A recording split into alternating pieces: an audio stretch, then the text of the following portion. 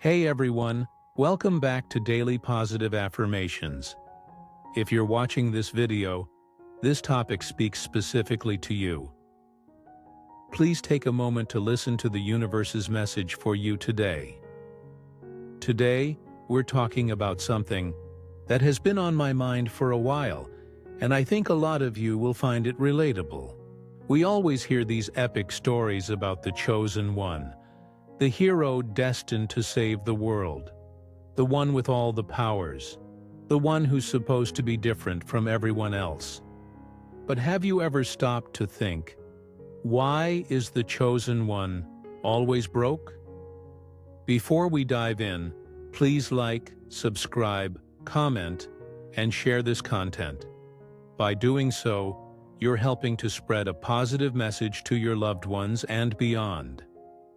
Back to the topic, why is the chosen one always broke? Like, seriously, if you were literally chosen by fate, by the gods, by ancient prophecies, whatever it is, why are you still struggling financially? You would think the universe would throw in a financial package along with all those magical abilities, right? But no. Whether it's a fantasy world, sci-fi, or even real life, being special doesn't always mean being rich. And today, we're going to talk about why that is, why society is like this, and what we can learn from it. So let's start with the basics. What does it even mean to be the chosen one? Well, in most stories, it means someone was born different, or they were given a special ability, or some great responsibility was placed on their shoulders. Think about all the famous chosen ones: Harry Potter, Frodo Baggins, Anakin Skywalker, heck, even Neo from The Matrix. These people have immense power or responsibility, but somehow they are also broke for most of their journey. Why? Let's break it down. Part 1. Being chosen doesn't pay the bills. Let's say you wake up tomorrow and find out you are the chosen one. Cool, right? You're supposed to save the world from some great evil. But who's paying your rent? Who's covering your groceries? Because let me tell you, prophecy doesn't pay in cash.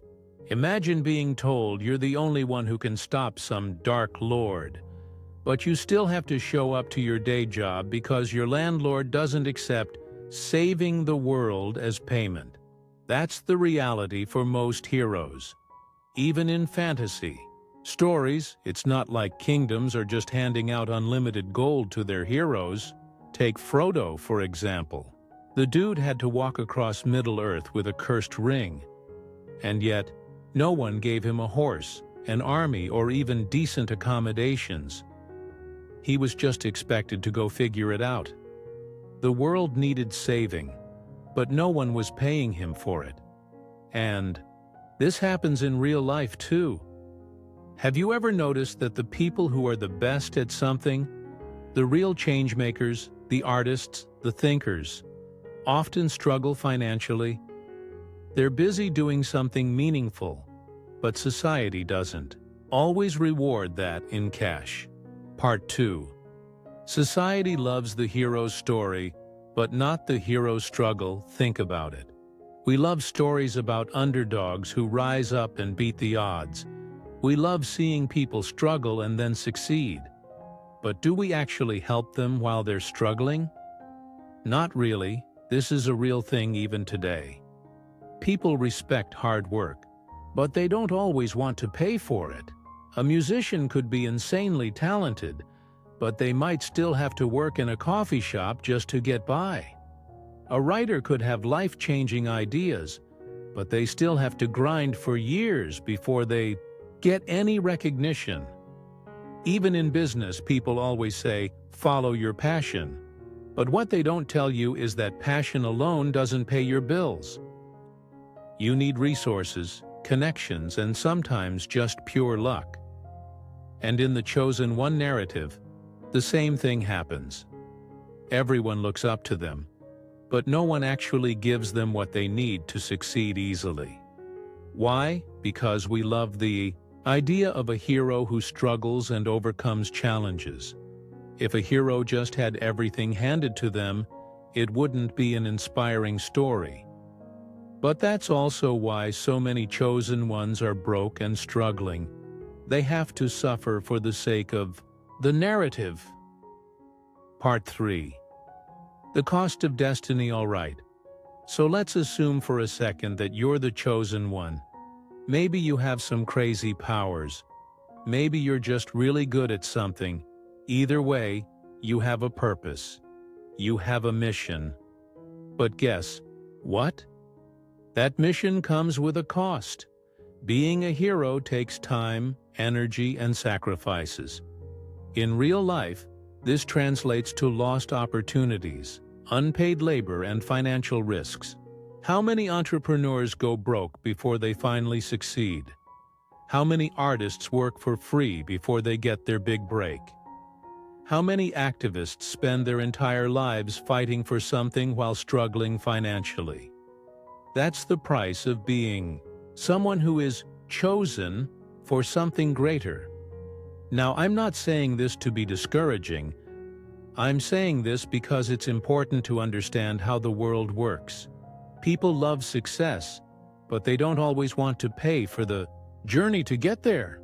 And if you're someone who is chasing a dream, you need to be prepared for that reality.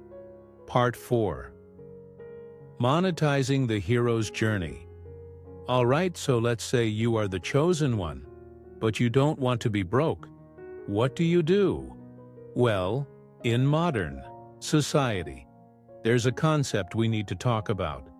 Monetization. Think about YouTubers, influencers, or personal brands. These are people who have figured out how to monetize their skills, stories, and experiences. In a way, they're like modern-day chosen ones who turned their destiny into a career.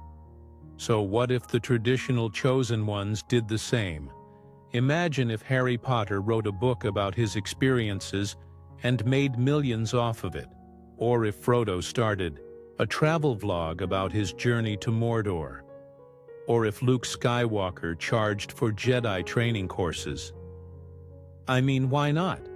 If the world expects you to save it, the least they can do is pay you for your time. And in real life, this is something we should all think about. If you have a skill, a talent, or a purpose, don't just rely on the world to reward you for it. Find a way to make it sustainable. Find a way to build something from it. Because at the end of the day, even heroes need to eat. Conclusion: chosen but still human. So what's the takeaway from all of this? The chosen one narrative is a reflection of real life. Being special, being talented, or having a purpose doesn't automatically guarantee financial success. The world doesn't work that way. But what you can do is learn how to navigate this reality. If you're someone who feels like you have something special to offer, whether it's art, knowledge, a business idea, or a passion, you have to think about more than just the dream. You have to think about sustainability. Because at the end of the day, being the chosen one doesn't mean much if you can't afford to live your life. Alright, that's it for today's video. If you liked this topic, let me know in the comments. Do you think the chosen one should get financial support? Would you charge for saving the world? Let's talk about it. And don't forget to like and subscribe for more deep dives into weird and interesting topics. Until next time, stay awesome.